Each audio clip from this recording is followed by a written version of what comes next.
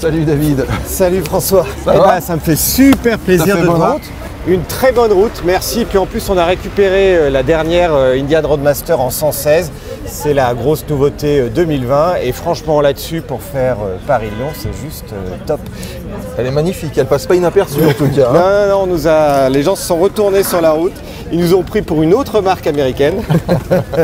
Bon bah voilà, ici on est au cœur de Lyon, hein, place Bellecour. Et c'est vraiment la plus belle place, le cœur donc.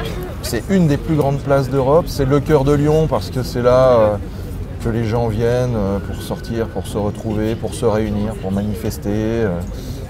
C'est vraiment le lieu de l'effervescence lyonnaise. Et puis c'est le lien entre le nord et le sud de la presqu'île, et puis l'ouest et l'est de la ville, sachant que la ville s'est développée dans ce sens-là vers l'est. D'accord. Depuis que les Romains se sont installés sur Fourvière, là, qui nous surplombe. Oui, on a vu la fameuse stèle où avait été posée la première pierre de Lugdunum, voilà, effectivement. Il y a 2000 ans.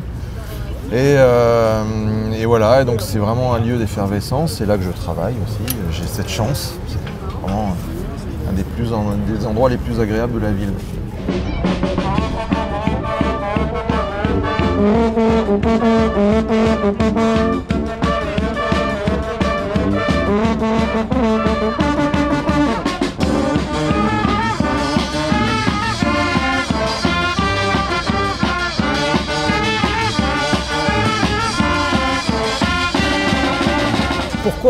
Pourquoi on viendrait passer plusieurs jours à Lyon? Écoute, les gens ils viennent dans cette ville pour deux choses. D'abord pour le patrimoine, parce que c'est une ville qui, pour une grande partie de son centre, a été inscrite au patrimoine mondial par l'UNESCO. Là où on est, par exemple, c'est un secteur qui est sauvegardé. Évidemment la vieille ville, tu vois, tout le site Renaissance qui est un des plus gros sites Renaissance d'Europe avec Venise. Donc on peut flâner des heures à pied, on pose la bécane là sur les berges et puis après on va marcher, se perdre dans les rues, c'est génial. C'est une ville qui est assez facile à moto, Lyon, on n'est pas embêté si on la laisse comme ça un coin de rue pour aller regarder ce qui se passe, il y a des parkings partout. Donc au niveau organisation moto, ouais non, c'est vraiment très très cool. Et puis avec ces deux axes là, le Rhône et la Saône et les berges et les quais qui ont été réaménagés il y a quelques années, aujourd'hui c'est vraiment sympa de circuler et de profiter des façades avec de très beaux points de vue sur la ville. On peut ne pas s'arrêter si on le souhaite, mais juste profiter de l'hypercentre comme ça, puisque le Rhône et la Saône forment comme un grand canal, un peu comme à Venise, qui couvre tout le centre. Et donc en suivant comme ça les berges, vous pouvez voir tout ce que Lyon a de plus beau à montrer et c'est vraiment très agréable.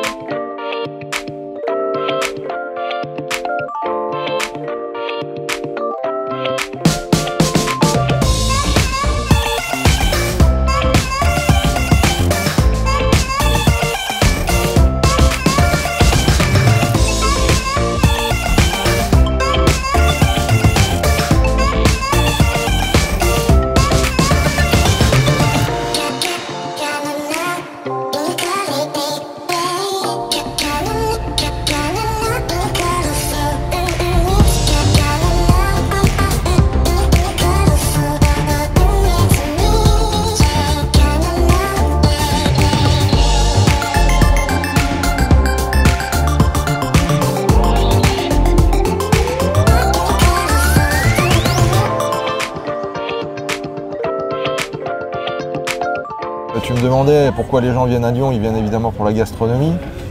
C'est une ville qui est très attachée au bien manger, à son patrimoine gastronomique, qui fait aussi partie du patrimoine immatériel de l'UNESCO. Et donc on a 4000 restaurants dans la ville. Et quels que soient tes goûts, tes envies, tu peux trouver vraiment un bel établissement pour passer un bon moment à Lyon. On passe beaucoup de temps à table à Lyon. Quand il s'agit de manger, c'est vraiment quelque chose qui est pris très au sérieux. Et il n'y a que des bouchons, c'est ça? Et c'est ça qu'il faut faire en premier quand on arrive à Lyon? Alors, le bouchon, c'est la tradition culinaire lyonnaise, puisque c'est l'endroit où les travailleurs, les voyageurs venaient manger très tôt le matin, parce qu'on a cette tradition du mâchon à Lyon. Donc les canuts notamment, qui travaillaient la soie, commençaient très tôt. Pendant la nuit, et donc dès 4, 5 heures, 6 heures du mat, il fallait qu'ils mangent, quoi. Ils avaient faim, donc ils mâchonnaient. Donc on mangeait de la charcuterie, des tabliers de sapeur, de la cervelle de canut, le tout arrosé de Beaujolais ou de Côte-du-Rhône, très tôt le matin, et ça c'est le mâchon lyonnais. Et on perpétue cette tradition. Ça, on va dans les bouchons pour le manger. Beaucoup de cochonailles, évidemment, c'est pas très léger, mais c'est vraiment délicieux. Non, maintenant on mange très bien partout à Lyon, il y a cette tradition des mères lyonnaises, mais il y a toute une génération de jeunes chefs qui sont en train de révolutionner la cuisine et qui continuent à perpétrer cette belle image de notre ville autour de la gastronomie.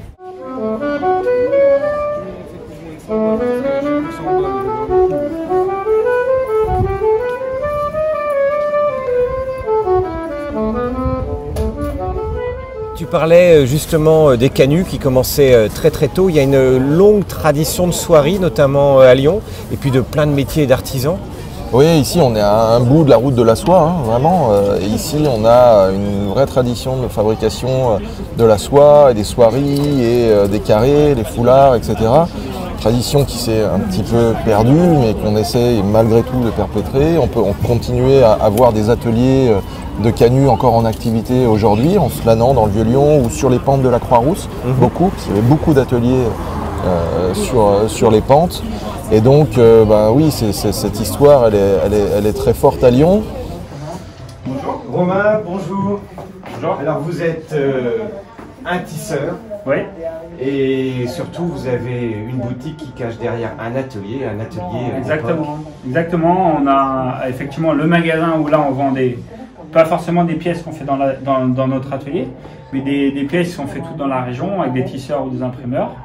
Et en passant la petite porte, vous allez découvrir notre atelier qui date de 200 ans. Donc vous allez faire un bond 200 ans en arrière.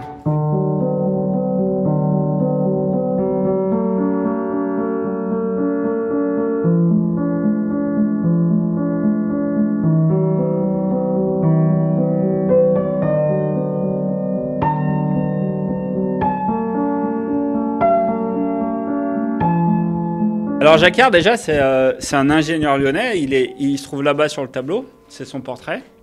C'est également un tableau tissé d'ailleurs, donc vous voyez on peut faire des choses très fines en tissage, très très fin. Ça là c'est seulement tissé en fil noir et blanc.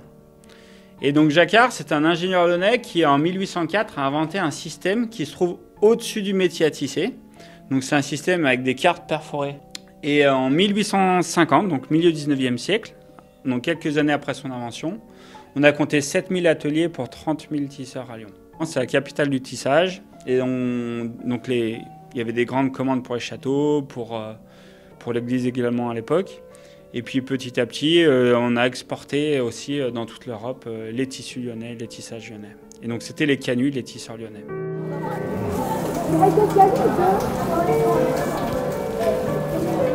Ah! Il y a un musée du cinéma et objectivement, vu la pluie qu'il fait, ça va peut-être être une bonne idée. Allez, on y va, le cinéma, on aime ça sur le repère. Zou.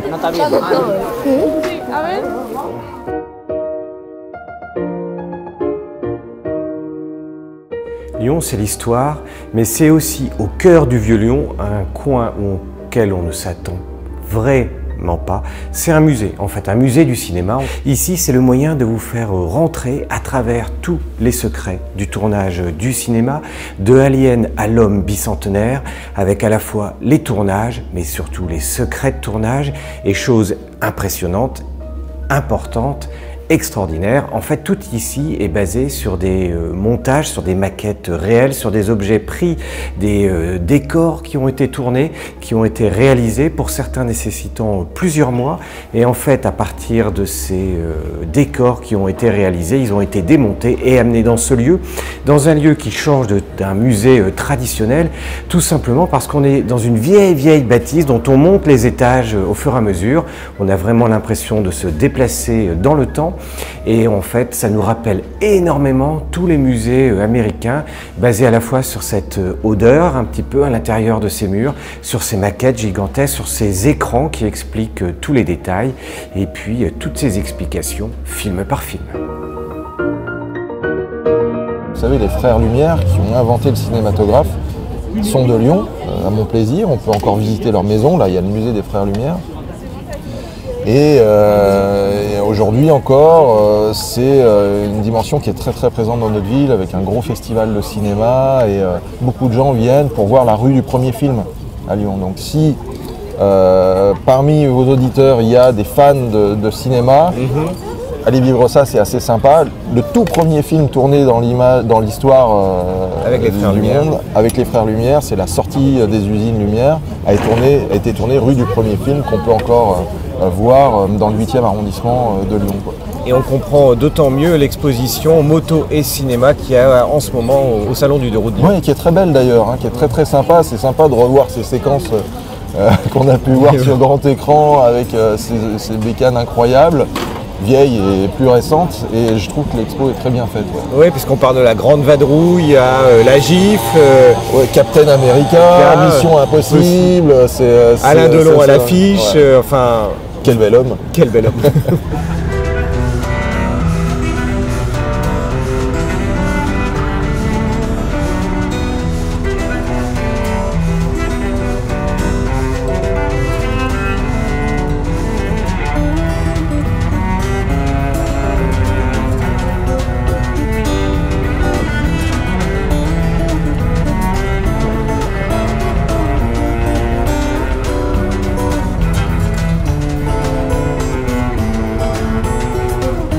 Il y a un célèbre préparateur à Lyon, Bach. Ouais. C'est une image aussi, c'est devenu une image de l'artisanat à Lyon? Alors c'est plus récent, mais il y a beaucoup de préparateurs à Lyon et dans la région lyonnaise. Bach est celui qui s'est le plus professionnalisé, si je puis dire, sur un segment aussi de moto qui n'est pas le custom, quoi, auquel on n'est pas forcément habitué. Ils font un travail incroyable. Rémi, bonjour, enchanté. Bienvenue. Tu es le créateur de Bach. Qu'est-ce qui a été à l'idée, à la base de la création de l'entreprise et puis de la création de ce métier et d'une marque qui aujourd'hui est internationale? Oui, Bach aujourd'hui a 7 ans. C'est un développement assez rapide. C'est déjà le 3e atelier de l'entreprise ici.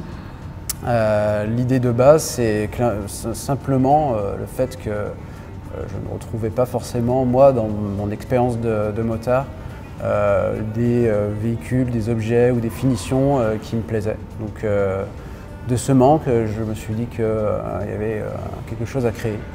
Et très rapidement, j'ai eu des remerciements d'avoir créé justement cette offre-là qui était manquante. Et je me suis rendu compte qu'il y avait aussi d'autres motards qui attendaient cette offre-là. Et qu'est-ce qui te plaît le plus? C'est de travailler le cuir, c'est de faire une forme de moto différente, c'est d'être dans le classique mais dans le moderne. Alors il y a évidemment les matières. C'est vrai que les matériaux comptent beaucoup. Donc on travaille beaucoup le cuir. Dès le départ, c'était un matériau très dominant. Alors même s'il faut toujours l'utiliser de façon à parcimonie. Donc les matières, l'aluminium, l'inox comptent beaucoup. L'idée c'est vraiment d'enlever tout ce qui est en plastique sur ces motos. Alors quelque chose des matériaux plus nobles. Et puis l'idée c'est de réinterpréter les classiques, de réinventer les classiques, de faire de l'intemporel, tout se lasser, de consommer des produits qui se démodent trop vite, de toujours être en train d'acheter la nouveauté. L'idée de Bach c'est vraiment de faire des véhicules intemporels dans le style, dans la qualité de fabrication, pour que ce soit des véhicules qu'on garde à long terme.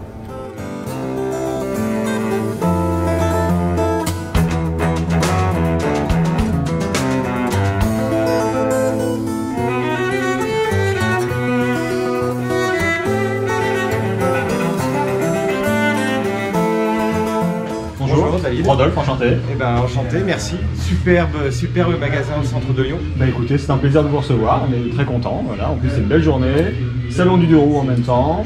Donc voilà, on espère qu'il y aura un petit peu de passage et beaucoup de motards. Voilà. Et il y a quelques prépas à l'intérieur.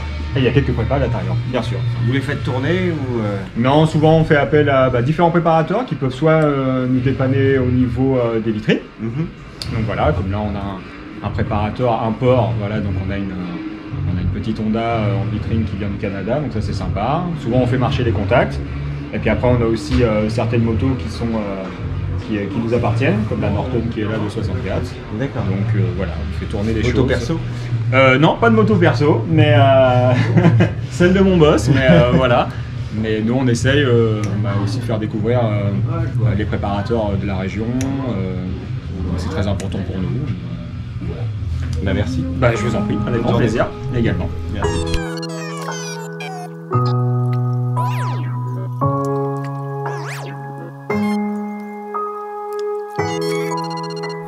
Et il y a un endroit à Lyon, un peu nouveau, enfin qui a quelques années, et apparemment il faut aller le voir par rapport à tout ce qui est ancien et à la vieille ville, c'est Confluence.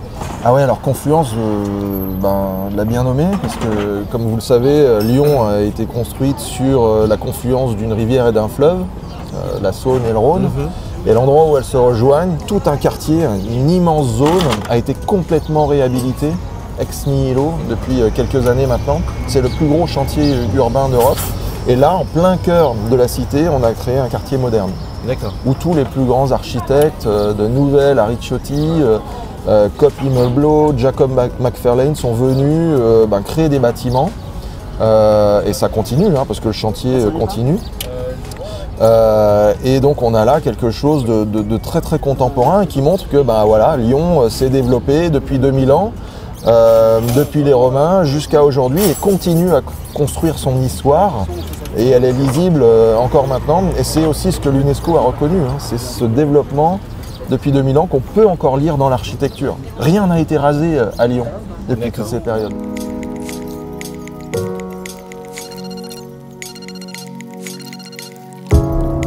Ici, ce n'est pas un bar à cocktail, mais c'est juste un bar à thym. Il vaut mieux faire un bon vivant qu'un mauvais mort. On dit qu'en France, il n'y a plus de pognon, et le dernier à s'être fait l'oseille, c'est le saumon. Bonsoir. Bonsoir. Il y avait d'autres personnes à côté de vous. Très bien.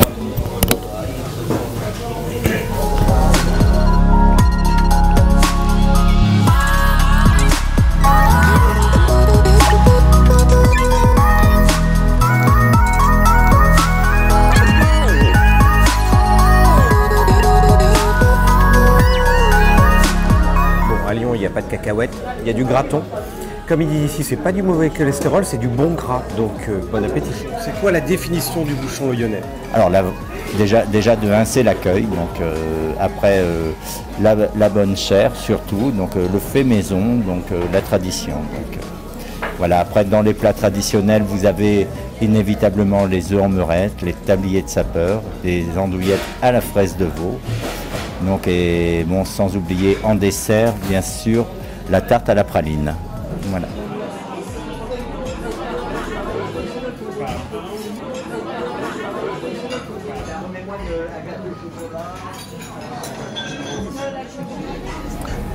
Eh bien voilà, on a bien mangé, on a bien bu, on a bien ri, comme on dit. Eh bien c'est sympa les petits bouchons. En fait, ce qui est vraiment caractéristique du bouchon, c'est l'ambiance conviviale. Ici, on n'a pas chacun sa petite table de 2 et on est par table de 4, 6, 8. Donc il y a du monde, il y a également des étrangers, c'est une très bonne adresse. Et c'est ce qui est sympa, voilà. C'est vraiment le restaurant sans chichi et qui permet de déguster les spécialités locales. On n'en fait pas trop, les prix sont mini, donc c'est le coin où il faut aller à Lyon.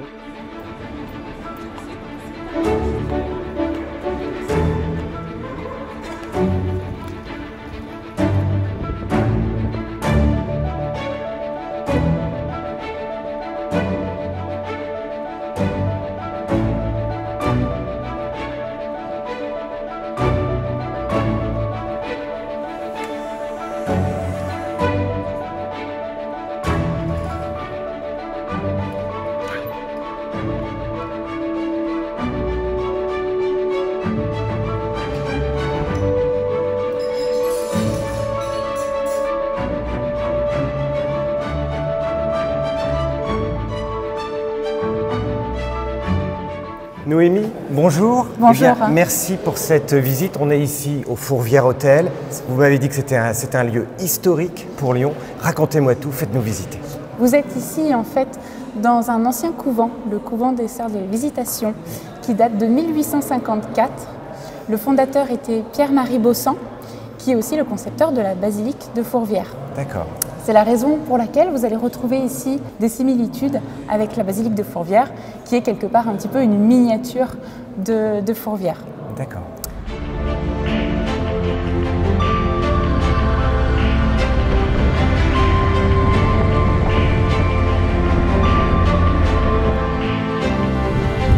La basilique de Fourvière ou Notre-Dame de Fourvière est construite sur un ancien site, le Forum Trajan, donc un site antique.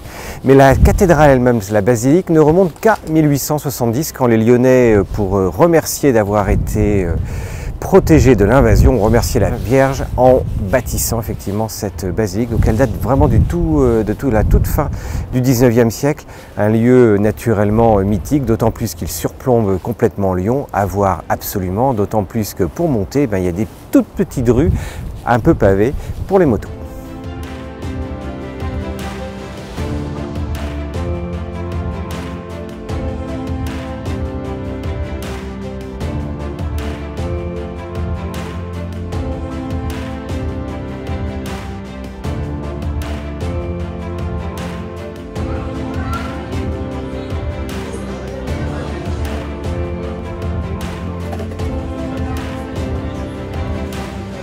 C'est un coffee shop et un atelier moto en même temps, do it yourself principalement. J'ai ouvert ça avec un de mes amis Jean. Voilà, ça fait un petit peu plus d'1 an qu'on a ouvert ça.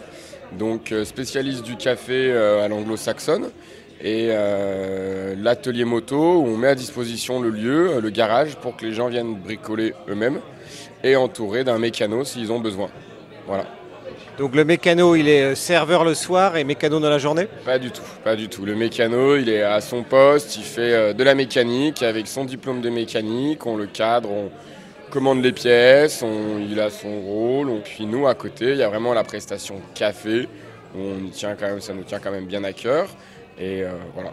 Donc c'est 2 activités un petit peu différentes, mais réunies sous le même toit.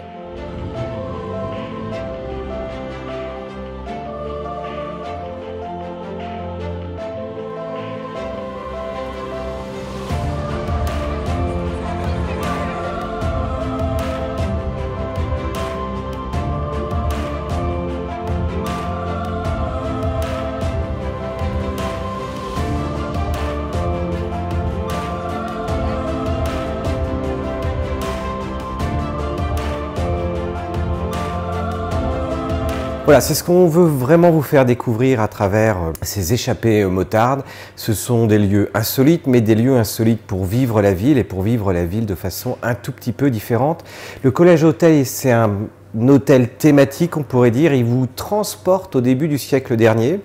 Et ce qui est intéressant, c'est que tous les meubles, tout le mobilier qui a été fait ici ressemble à un collège. Vous avez un peu l'impression de dormir dans un pensionnat. On retrouve des bancs d'écoliers pour la cantine. On retrouve également des drapières. Enfin bref, tout un mobilier qui a été chiné. Et petite anecdote, il a fallu 3 ans de travail pour arriver à chiner tous les éléments qui sont ici, qui sont donc des éléments authentiques et non pas des copies d'époque. De quoi vous transporter à nouveau dans le temps et de vivre le soir et le matin pour le petit déjeuner dans une condition tout à fait différente.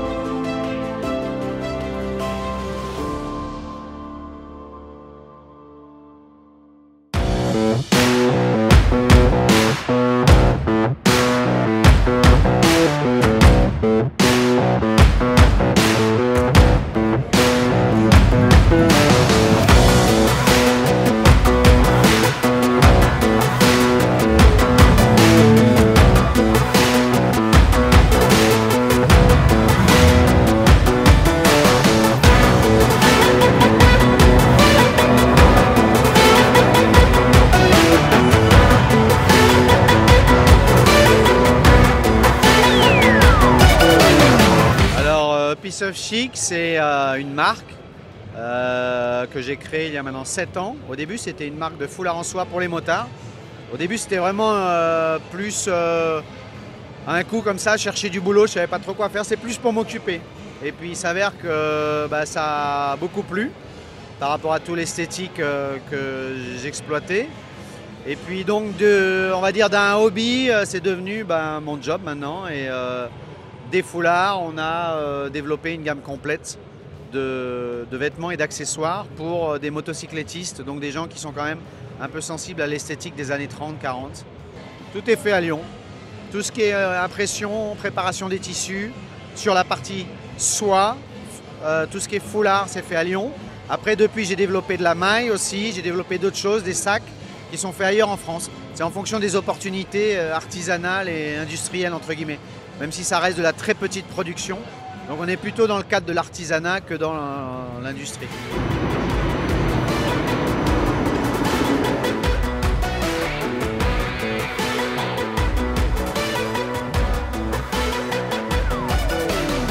Lyon, c'est une ville de patrimoine, une ville d'esthète, une ville où on prend le temps, une ville authentique où les gens ne sont pas stressés comme à Paris, on prend le temps de bien faire les choses, de regarder, d'observer, de rencontrer, de discuter. Je te disais, on passe beaucoup de temps à table. C'est la Dolce Vita. Cette ville, elle a été fondée Par les Romains. par les Romains, puis elle a été développée par les Florentins.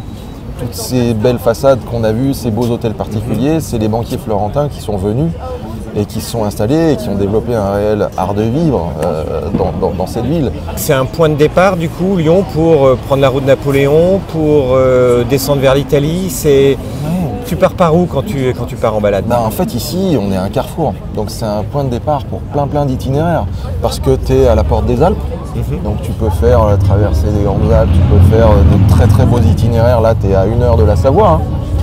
C'est la porte de la Suisse, tu es à 1 heure de la Suisse. Pareil, donc tu peux partir découvrir la Suisse de manière très simple d'ici. Tu es évidemment en porte du Sud, tu es à 2 heures de Marseille. Donc là, tu parlais de la Napoléon, ouais, tu es tout de suite dessus. Mais aussi la RN7. La fameuse. La fameuse, ouais, dont Lyon est un point d'étape et qui est quand même mythique et qui se développe de plus en plus aussi. Mythique pour la chanson, c'est ça? Ouais. S'il faut ramener un souvenir de Lyon, à part la magnette du funiculaire. Un souvenir de Lyon, Ouais. Si vous avez des valises, une rosette, saucisson de Lyon, là, super. Une bouteille de Beaujolais ou de Côte-du-Rhône, évidemment. Voilà, des trucs qui vous permettront de prolonger chez vous l'expérience lyonnaise et de vous rappeler à quel point cette ville était sympa et belle. Parfait. Eh bien, c'est parti, on y va. Et bien voilà, notre échappée motarde à Lyon se termine. On a fait une route extraordinaire, aidée par cette Roadmaster 2020, dont j'apprécie particulièrement ce coloris blanc mat, s'il vous plaît. On a apprécié ce nouveau moteur 116 par rapport à l'ancien 111. Ceci dit, il chauffe toujours autant par rapport au précédent. Si vous avez aimé cette échappée motarde, je vous invite à nous retrouver soit sur le repère des motards, soit sur le site Échappée Motarde. Et puis je vous dis à très vite. Merci de nous avoir suivis.